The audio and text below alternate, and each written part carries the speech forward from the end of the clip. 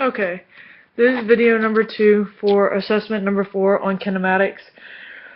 Alright, what we have is we have two blocks. Block number 1 has a mass of 3.8 kilograms. Block number 2 has a mass of 1.2 kilograms. And what it is, you have block 1 slowly lowering block 2 that's on an angle of 35 degrees, and we know that the box is hanging 2.5 meters above the ground. And what we want to know, if both blocks are at rest, how long will it take for block number 2 to reach the ground? So what I first did was I drew a free body diagram for both blocks. For block number 1, we have the force of gravity pulling straight down. We have the tension of the pulley, we have the normal force, and then there is a kinetic friction force on box 1. On box number 2, all we simply have is the tension of the rope from box 1 and the gravitational force. So what I did was I found all our components in the y direction, which we had the normal force minus the mass times gravitational force cosine theta, and that equals 0 because it's at rest. And what I did was I solved for n, where n was the mass times gravitational force cosine theta. Then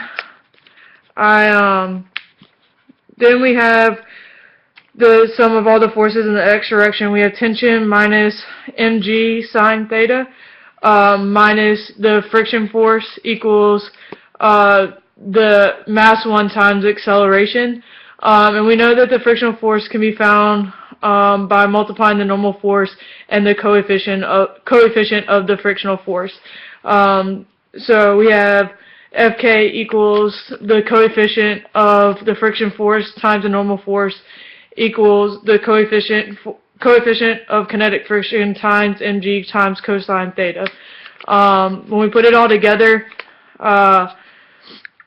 we have T equals mg sine theta minus mk mg, the mass 1 cosine theta equals m1 ax. Then I did the same thing, and for block number 2, we have the net force in the x direction is mg2 minus the tension equals m2 ax.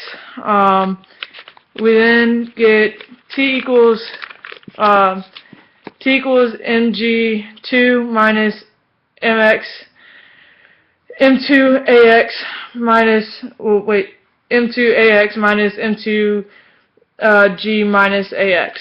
What we're looking for is we're solving for the acceleration of box number 2. So we get m2 minus m1 sine theta plus the coefficient constant cosine theta all over m1 divided by m1 times divided by m1 plus m2, and then multiply it by g. When you plug in all your numbers, we get the acceleration comes out to be 3.67 meters per second. In the end, what we're looking for is the time it takes for box 2 to reach the ground.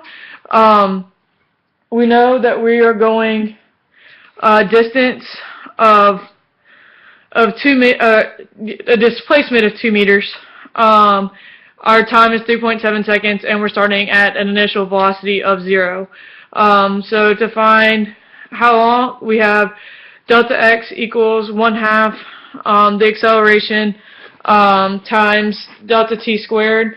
If we solve for delta t, we get the square root of 2 times delta x divided by the acceleration. Plug in our numbers. We end up getting the square root of 4 divided by 3.6. So delta t comes out to be 1.08 seconds is how long it'll take for the box to hit the ground. Like I said, this is reassessment, or the second video for reassessment number 4 on kinematics.